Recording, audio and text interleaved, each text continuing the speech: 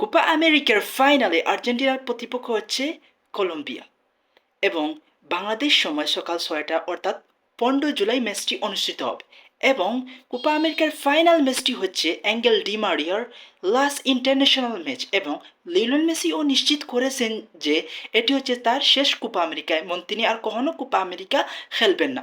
So আমাদের উচিত angle ডিমারিয়ার জন্য হলেও আর্জেন্টিনা এই শিরোপাটি জিতা উচিত এবং লিওনেল মেসির জন্য অবশ্যই, কারণ মেসি তো আর কখনো কোপা আমেরিকা খেলবে না এবং তিনি যতদিন ফিট আছেন ততদিন খেলা চালিয়ে যাবেন এবং নেক্সট ওয়ার্ল্ড কাপ মেসি খেলবেন কিনা তা রয়েছে সন্দেহ।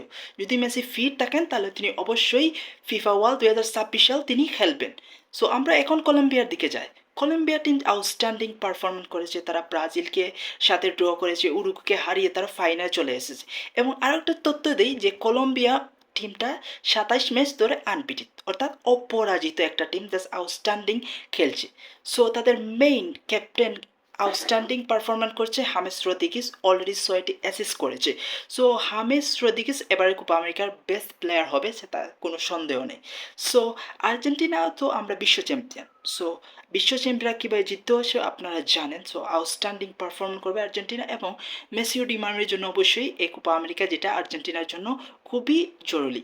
সো আর্জেন্টিনার মেইন টার্গেট তার থাকবে হামেস রদ্রিগেজকে আটকানো। তো হামেস রদ্রিগেজকে যদি আমরা আটকে ফেলি তাহলে ম্যাচটা আমাদের কাছে ইজিলি জিতবে এবং আউটস্ট্যান্ডিং পারফরমেন্স করছে ওই Emi Martinez.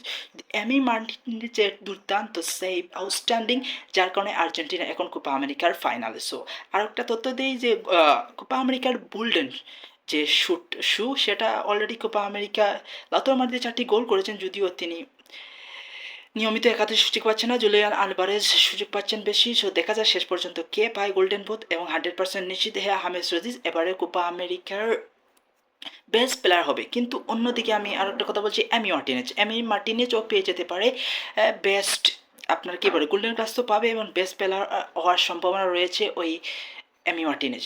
So thank you everyone and best of luck team Argentina.